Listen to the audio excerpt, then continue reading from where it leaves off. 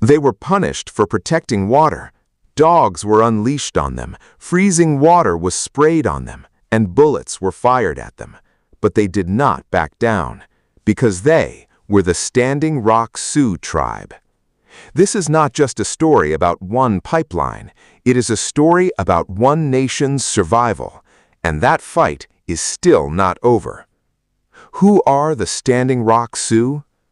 The Standing Rock Sioux Tribe is part of the Great Sioux Nation, one of the most powerful indigenous nations in the history of the American Great Plains. Their reservation sits on the border of North and South Dakota, along the Missouri River. That river is not just a water source, it is the center of their world. The Sioux, who call themselves Lakota, Dakota, and Nakota, once controlled millions of acres across the northern plains. They were expert horsemen, skilled warriors, and deeply spiritual people with a rich culture, complex governance, and a deep connection to the natural world. But their history with the United States government is also a history of broken promises. The 1851 Fort Laramie Treaty recognized vast Sioux territory. It was broken. The 1868 Fort Laramie Treaty guaranteed the Black Hills to the Sioux forever. That promise was broken too, after gold was discovered there in 1874. From Sitting Bull to Crazy Horse, from Wounded Knee to the Ghost Dance, the Standing Rock Sioux carried generations of memory, of resistance, loss, and survival. The Pipeline and the Broken Promise. In April 2016, Energy Transfer Partners announced plans to build the Dakota Access Pipeline, a 1,172-mile oil pipeline designed to carry crude oil from North Dakota to Illinois. The original route passed near Bismarck, North Dakota's capital, and a mostly white city, but that route was rejected because of concerns about contamination risks to Bismarck's water supply.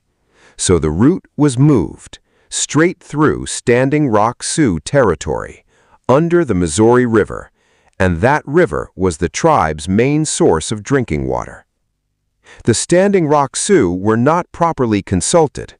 Federal law requires meaningful consultation with tribal nations when projects affect their land and resources, but that never happened in a real and fair way.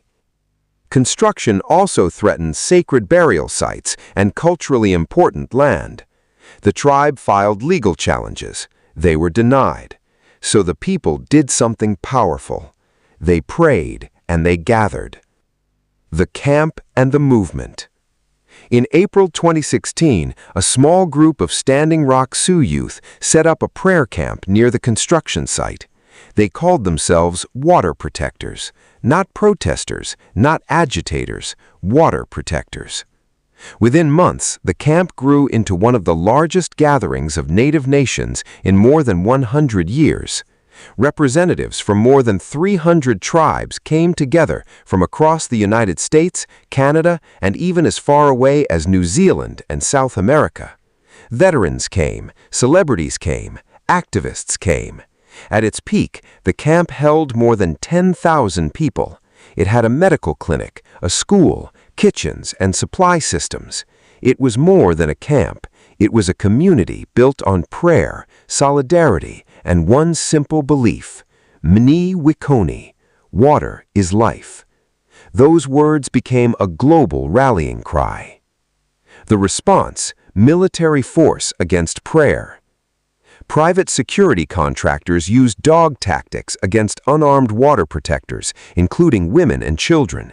Images of people bleeding from dog bites spread around the world. Police used water cannons in freezing temperatures, soaking people in sub-zero weather and putting them at risk of hypothermia. They also used rubber bullets, tear gas, concussion grenades, pepper spray, and mace. More than 700 people were arrested during the months-long standoff. Journalists were arrested. Legal observers were arrested. The Morton County Sheriff's Department, backed by law enforcement from multiple states, treated the water protectors like an enemy force. Veterans who came to stand with the protesters said the response looked more militarized than what they had seen in war zones.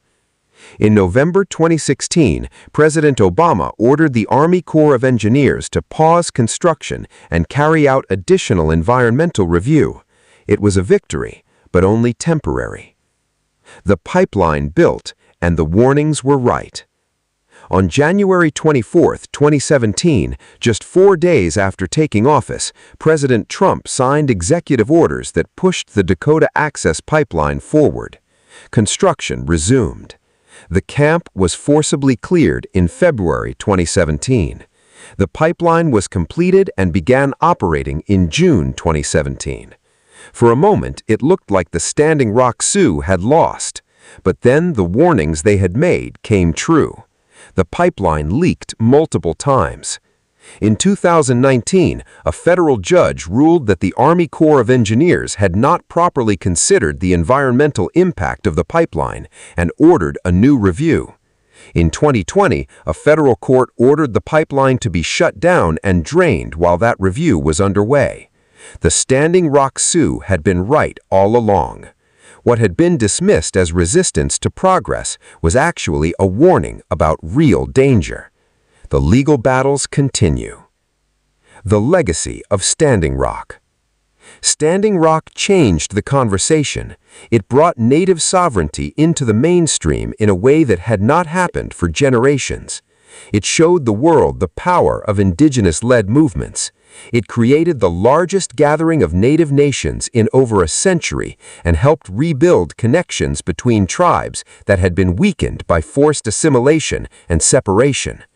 And it inspired a new generation of native activists, lawyers, and leaders. Today, the Standing Rock Sioux continue to fight for their water, their land, and their rights. Their language, Lakota, is being revived. Their ceremonies continue. Their young people are learning who they are. The pipeline is still operating, and the fight is still going. But the Standing Rock Sioux are still here, too. Still protecting the water, still honoring the land, and still refusing to let a broken promise become the final word. The Standing Rock Sioux have been fighting the same fight for nearly 200 years, for their land, their water, and the right to exist as a sovereign people on the land their ancestors called home. In 2016, the world finally paid attention for a moment, but attention is not enough. They need justice. If this story moved you, share this video so more people can learn the truth about Standing Rock and their ongoing fight. Follow the page for more untold Native American history. Which tribe should I cover next?